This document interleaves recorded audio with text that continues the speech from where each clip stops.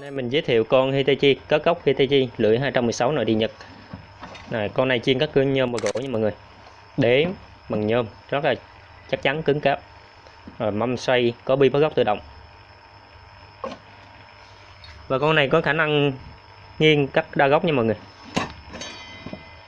Hàng này còn rất là chuẩn.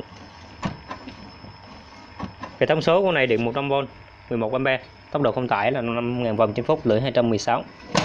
Hàng nội địa Nhật rất là đẹp, cắt nhôm cắt gỗ. Và con này có thắng từ luôn nha mọi người, tiết kiệm thời gian và an toàn trong khi sử dụng.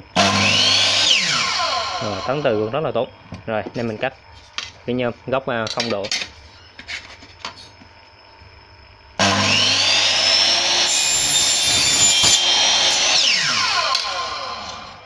Cắt rất là mượt.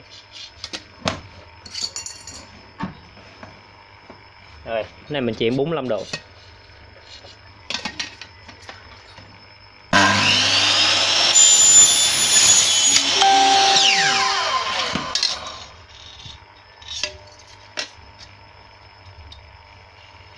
Ok, rất là đẹp, rất là thích.